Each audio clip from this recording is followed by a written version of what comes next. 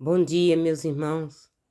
Voltei para falar mais um pouquinho. Agora eu vou falar sobre o povo de Deus.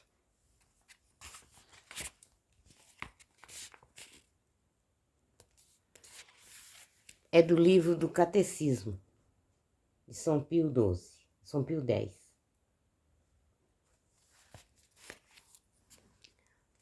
O povo de Deus. Os homens, depois do dilúvio, não permaneceram muito tempo fiéis a Deus, mas recaíram logo nas maldades passadas e chegaram ainda ao extremo de perder os conhecimentos do verdadeiro Deus e de se entregar à idolatria, que consiste em adorar como divindade a outras coisas criadas.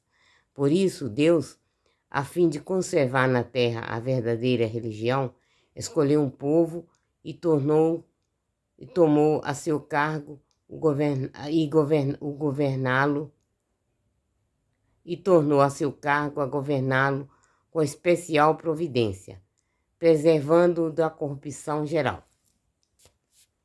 Princípio do povo de Deus. Renova-se com Abraão o antigo pacto. Para o Pai, o trono do novo povo, escolheu Deus um homem da Galileia, da Caldeia, chamado Abraão, descendente dos antigos patriarcas pela linhagem de Éder. O povo que teve origem nele chamou-se povo hebreu. Abraão havia se conservado junto no meio de sua nação, a qual, entregue ao culto dos ídolos, e para que ele perseverasse na justiça, ordenou-lhe Deus que saísse de sua terra e fosse para a terra de Canaã, chamada também Palestina, prometendo-lhe que faria cabeça de um grande povo e que de sua descendência nasceria o Messias. Em confirmação da palavra de Deus, Abraão, embora já em idade avançada, teve de sua mulher Sara um filho, a quem chamou Isaque. Para provar a fidelidade e obediência de seu servo, ordenou-lhe Deus que lhe sacrificasse seu filho único, a quem tanto amava e em quem tanto recaíam as promessas divinas. Mas Abraão, seguro dessas promessas, não titubeou na fé, e como está na Sagrada Escritura, esperou contra a própria esperança, preparou tudo para o sacrifício e executá-lo. Porém, um anjo deteve-lhe a mão, e como prêmio de sua fidelidade, Deus o abençoou e lhe anunciou que daquele seu filho nasceria o Redentor do mundo. Isaque, chegado aos 40 anos, casou-se com sua prima Rebeca, de quem teve ao mesmo tempo 2 filhos, Esaú e Jacó. E Esaú, como primogênito, cabia a bênção paterna, mas o Senhor dispôs que, pela solicitude de Rebeca, Isaque abençoasse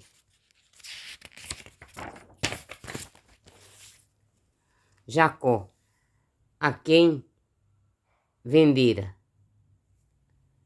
Por mísera compensação, o direito de primogenitura. Jacó, então, para livrar-se da ira de Esaú, teve de fugir para Arão, onde vivia com seu tio Labão, que lhe deu por esposa suas 2 filhas, Lia e Raquel.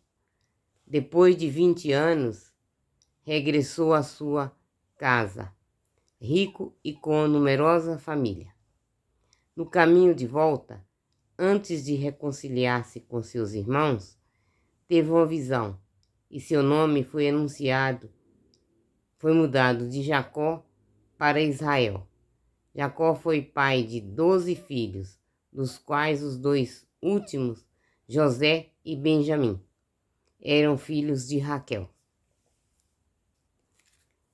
Entre os filhos de Jacó, o mais discreto e morigerado era José, que por isso era predileto de seu pai. Por causa dessa predileção, seus irmãos conceberam-lhe uma inveja muito grande e tramaram sua morte. Resolveram depois vendê-lo a um mercador, a uns mercadores israelitas, que o conduziram ao Egito e o venderam por sua vez a Potifar, ministro de Faraó, rei do Egito. Jacó e seus filhos no Egito. No Egito, José, pela sua virtude, granjeou a estima e o afeto de seu amor, mas depois, caluniado pela mulher de Potifar, foi lançado ao cárcere. Ali esteve 2 anos, até que, por haver interpretado 2 sonhos do faraó e ter profetizado que depois de 7 anos de abundância se seguiriam 7 anos de carestia, foi tirado do cárcere e nomeado vice-rei do Egito. No tempo de abundância, José determinou que se fizessem grandes provisões, de modo que, quando a fome começasse a desolar a terra, o Egito transbordava de víveres.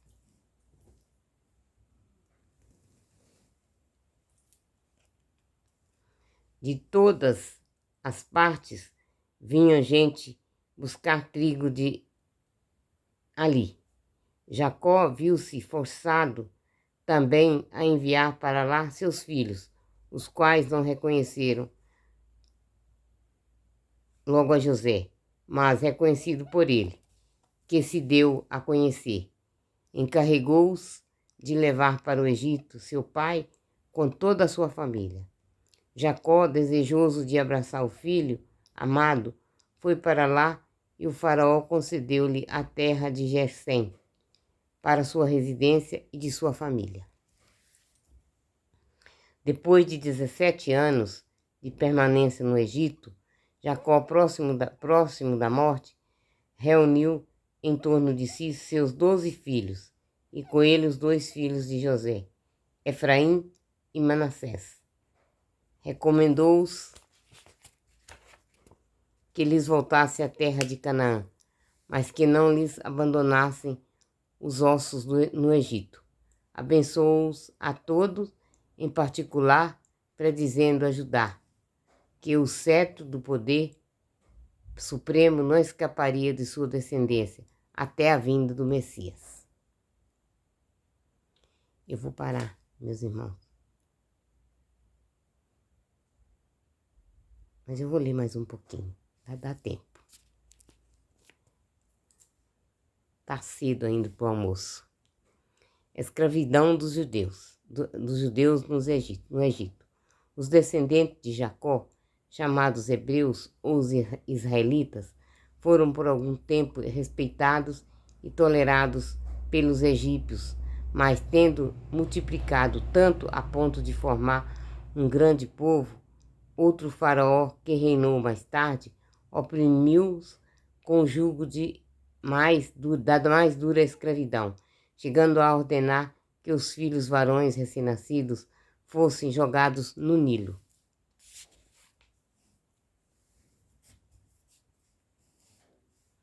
Libertação dos hebreus por Moisés.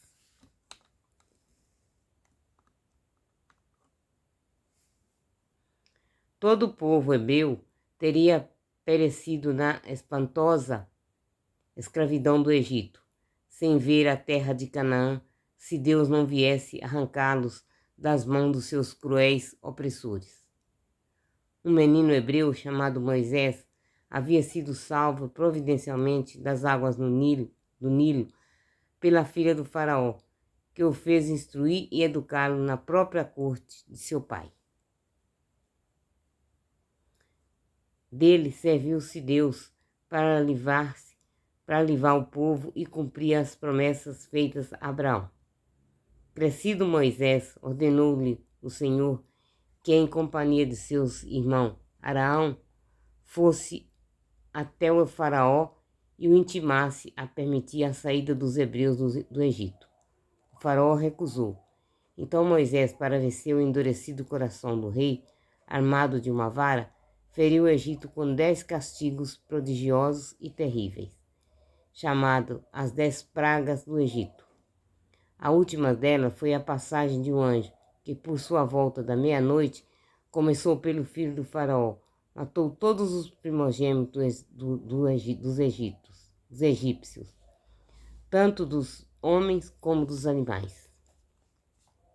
Na mesma noite em que sucedeu esta mortandade, os hebreus, por ordem dos 10 de Deus, celebraram pela primeira vez a Páscoa, que quer dizer passagem do Senhor. Foi este o rito mandado por Deus, que cada família matasse um cordeiro sem mancha e borrifasse com sangue dele a porta de sua casa, com que